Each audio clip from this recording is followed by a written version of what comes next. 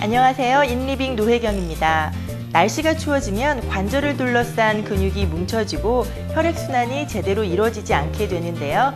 이럴 땐 따뜻한 물에 다리를 담그고 근육과 혈관을 이완시켜주면 관절통 완화에 어느 정도 도움이 된다고 합니다. 오늘 비지인에선 하체 건강을 증진시킬 수 있는 운동 요법에 대한 정보 준비했습니다. 함께 해보시죠. 우리가 일어서고 걷도록 해주는 것이 바로 두 다리인데요. 오늘 이 시간은 운동을 통해 하체 건강을 증진시키는 방법에 대해 살펴보기 위해서 놀수용 물리치료 클리닉 김동진 원장님 함께 하셨습니다. 안녕하세요. 안녕하십니까. 하체가 튼튼해야 장수할 수 있다는 말을 들은 적이 있는데요. 저희가 지난 시간에는 상체 건강에 대해서 얘기를 해봤는데 오늘은 이제 하체 건강에 대해서 얘기를 해보겠습니다. 그렇다면 하체 건강이 왜 그렇게 중요한지 먼저 말씀해 주시기 바랍니다. 하체 건강을 얘기하자면 아까 장수에 대해서 말씀하셨는데 특히 이제 노년에 있어서는 그 걷는 것 자체가 그 운동량의 거의 대부분을 차지하기 때문에 하체가 건강하지 못하신 분들은 이제 걷지 못하시게 되죠. 통증이 있거나 약하시게 되면 젊은 시절에 있어서는 어떤 걷거나 서거나 계단을 오르락내리락하는 그런 기능상에 있어서 중요성도 있지만 그 젊은 시절에 어린 시절부터 시작해가지고 청장년까지는 이제 그 운동이라는 것을 하지 않습니까? 스포츠도 할 수 있고요. 그 운동은 꼭 육체적 건강뿐만이 아니라 정신적 건강에도 중요한 것인데 하체 건강은 이제 그런 것을 생각할 때 빼놓을 수 없는 것이라고 할 수 있겠죠. 네, 그렇군요. 그렇다면 그 하체 건강을 위해서는 아무래도 운동을 하는 것이 가장 바람직한 것이라고 생각이 되는데 그렇죠. 하체 건강을 위해서 할 수 있는 운동이라고 하면 떠오르는 것이 쉽게는 걷는 운동, 또한 달리기, 그리고 쉽게 자전거 타기 등이 있잖아요. 이런 운동들을 하면 하체 건강에 아주 좋겠죠? 예, 좋은 말씀을 해주긴 했는데 이제 사실 아이러니컬하게 많은 분들이 이제 하체 건강을 좀 높이셔야 되겠습니다. 그렇게 말씀하시면 똑같은 말씀 이제 하시거든요. 저 자전거 많이 타는데요. 일터에서 계속 계단 오르락내리락 하는데 이제 그런 말씀을 하시는데 실제로 이제 뛰거나 빨리 걷거나 자전거를 타거나 하는 운동들은 하체 건강에 전혀 좋은 영향을 주지 않는 것은 아니지만 그 하체 건강을 위한 운동이라기보다는 엄격하게 말해서 유산소 운동이라고 할 수 있겠습니다. 그 유산소 운동이라는 것이 결국 무엇이냐면 강도가 높지 않은 동작, 예를 들면 이제 걷는 것이 굉장히 어려운 동작은 아니잖아요. 뛰는 것도 연령에 따라 다르겠지만 강도가 높지 않은 동작을 장시간 동안 유지해 주면서 심폐 기능이나 이제 그런 것들, 지구력을 높이는 것들이 이제 유산소 운동이라고 할 수 있겠는데요.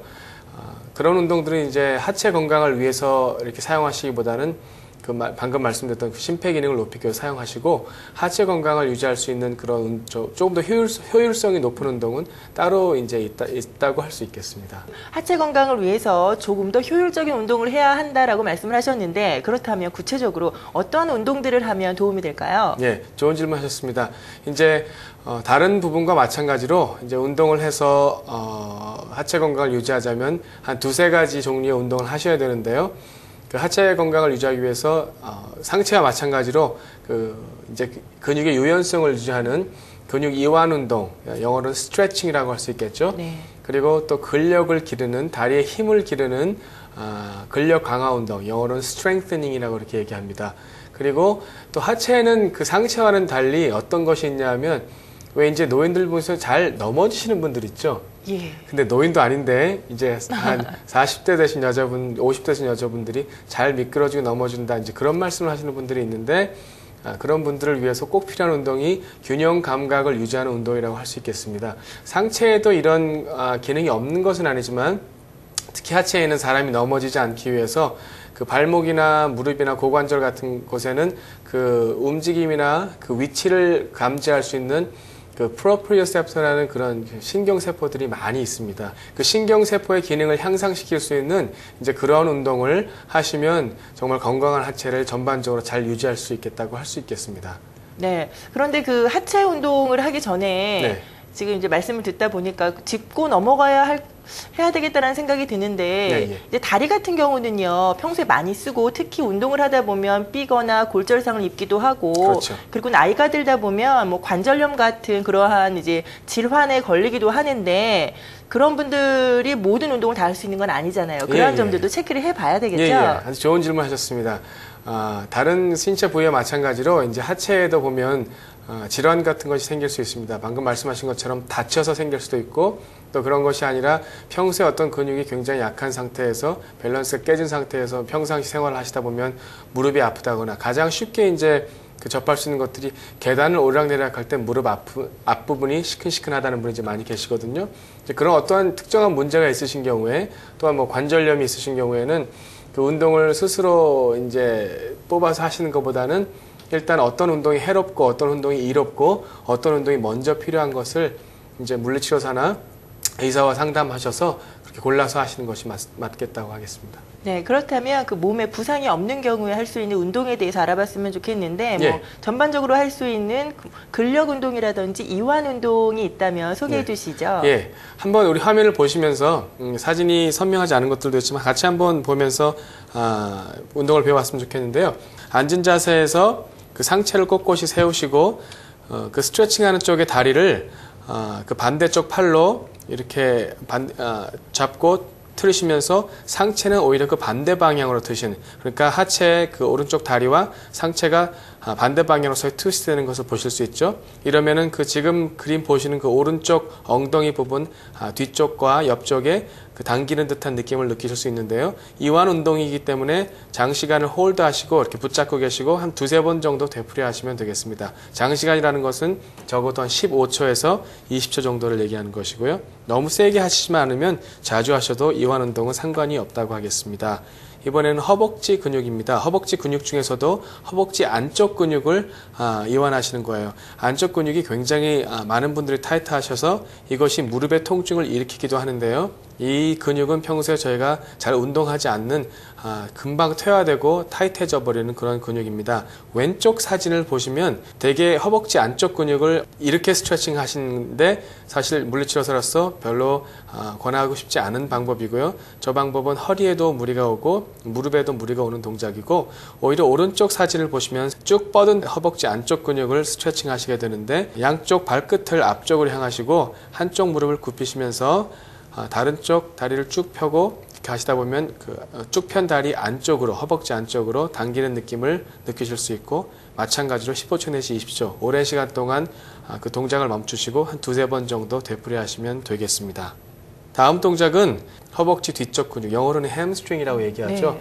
왼쪽 사진으로 스트레칭 할 것을 그 트레이너들이나 많은 분들한테 그분들이 권하실 텐데 사실상 저 동작이 가장 좋은 동작은 아니고요. 저런 자세를 취할 때는 사실상 허벅지 뒤에 그 당기는 느낌이 느껴지는 듯 하나 그 근육이 아니라 여러분이 잘 알고 계시는 좌골 신경을 이렇게 당기셔서 근육은 스트레치되지 않고 신경만 당겨지게 되는 그런 잘못된 결과를 초래하기 쉽기 때문에 저는 오른쪽에 있는 서서 하시는 남자분의 사진을 권하고 싶습니다. 저렇게 서서 하셔도 되고 의자 끝에 살짝 걸터 앉아서 하셔도 되는데요. 그 쭉 편 다리가 이제 그 뒷부분을 스트레칭하는 다리인데 그쪽 다리를 완전히 무릎을 다 피는 것보다는 무릎을 약간 굽힌 상태로 상체를 앞으로 숙이시면서 그 스트레칭을 하시는 것이 가장 바람직하다고 하겠습니다. 운동을 제대로 하실 때는 허벅지 뒤쪽만, 무릎 아래에는 당기는 느낌이 없고 허벅지 뒤쪽에만 당기는 느낌이 느껴지셔야 하겠습니다. 그 다음 보시면 이완 운동 중에서 이것이 가장 중요한 운동이라고 할 수 있겠습니다. 왜냐하면 이 운동을 하실 때 그 이완되는 그 근육이 어떤 근육이냐면 저희가 계단을 오르락내리락 할 때 또 그냥 땅에서 걸을 때 아니면 의자에서 자리에서 일어날 때 저희가 사용하는 매일매일 수천 번이나 사용하는 근육이기 때문입니다. 이 근육이 너무나 뭉쳐있을 때는 여러분이 무릎 통증을 특히 무릎 앞부분의 통증을 금방 느끼시게 되고요. 다른 질환도 유발할 수 있습니다. 한쪽 손으로 벽이나 본인의 균형을 잘 유지할 수 있는 그러한 표면에 손을 얹으시고 반대쪽 손으로 발목을 잡으시고 당겨 올리는데 주의하실 것은 발이 엉덩이 얼마나 가까이까지 끝까지 당겨 올려지느냐가 중요한 것이 아니고 다리 전체가 일단 뒤로 움직인 다음에 아래를 내려다봐서 그 당기는 쪽 다리에 무릎이 보이지 않으면 그때 발을 뒤꿈치를 엉덩이 쪽으로 이렇게 당겨 올리시면 허벅지 앞쪽으로 쭉 당기시는 느낌, 당겨지는 느낌을 느끼실 수 있습니다. 마찬가지로 무릎에 통증이 느껴지지 않을 정도만 당기셔야 되고요. 당기는 느낌이 나기 전에 만약에 무릎에 통증이 먼저 느껴지시면 그것은 무릎에 문제가 있다고 여기시고 이 운동을 삼가하시고 일단 물리치료사를 찾아보는 것이 좋겠습니다.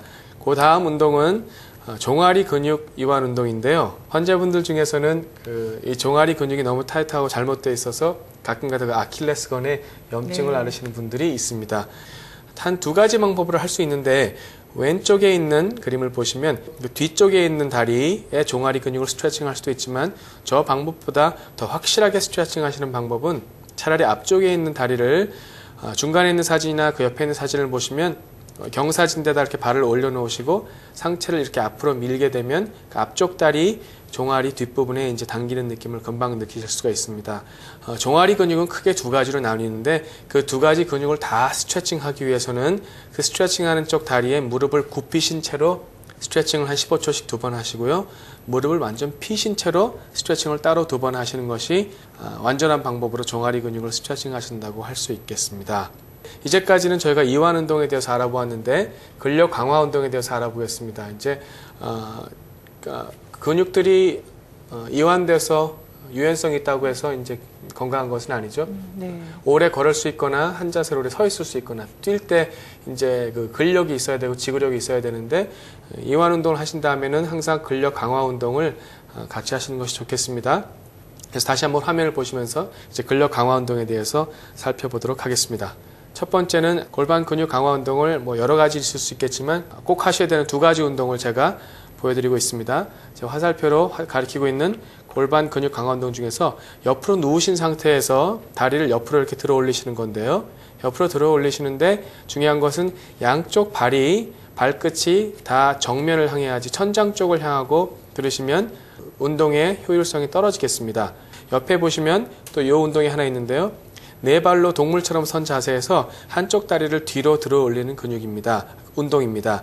이럴 경우에는 골반 근육도 튼튼해지지만 골반 근육 외에 허리 근육도 튼튼해지는 그런 효과를 누리실 수 있고요.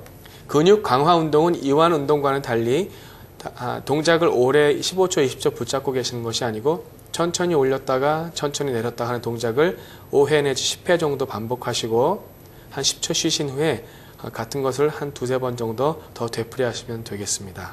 이 두 가지 운동도 굉장히 중요하다고 할 수 있는데 특히 왼쪽에 보이시는 운동, 지금 발목에 보면 검은 것이 이렇게 그려져 있는데 그것이 여러분이 이제 쉽게 상상하실 수 있는 운동구점에서 살 수 있는 모래주머니 같은 것입니다.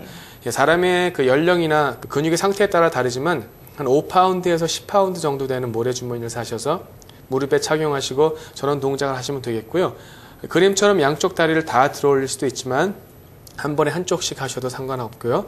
또 중요한 것 중에 하나가 앉은 상태에서 이 운동을 하시는데 허벅지 부분이 무릎 바로 위에까지 다 의자의 그 표면에 받쳐져 있어야 됩니다.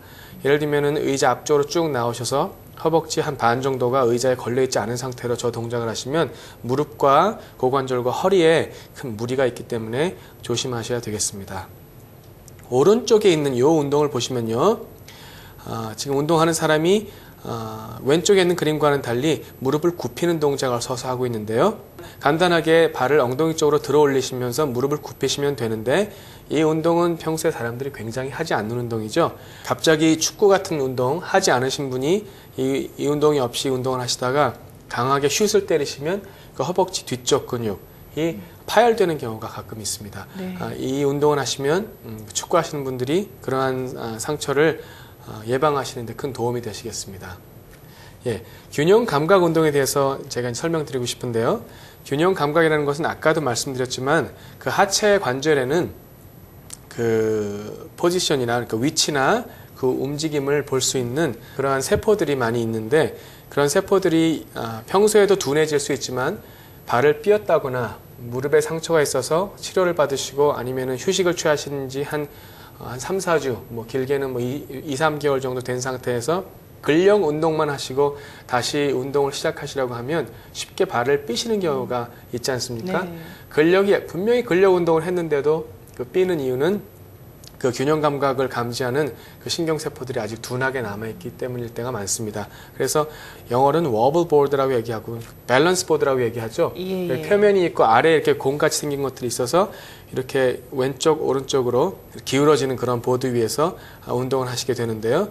또 오른쪽 사진을 보시면 푹신푹신한 쿠션 같은데 한쪽 발을 올려놓고 균형을 유지하면서 여러 가지 동작을 하는 이런 운동도 하실 수 있겠고요. 꼭 이런 기구가 없다 하더라도 집에서 넘어지지 않도록 한 코너에 쓰셔서 뒤로 넘어질 경우에 그 벽에 이렇게 몸이 막힐 수 있게 이제 그런 상태에서 눈을 감으시고 한쪽 발로 서는 동작, 그런 연습을 하시는 것도 균형 감각을 다시 되찾는데 큰 도움이 될 수 있겠습니다. 지금까지는 부상을 당하지 않은 분들이 할 수 있는 운동을 알아봤고요. 그렇다면 뭐 상해를 입으신 분들이 하실 수 있는 운동, 그래서 그 운동을 함으로써 좀 더 회복에 도움이 되고 재활에 도움이 되는 운동들이 있다면 또 어떤 것들이 있을까요? 네, 좋은 질문입니다.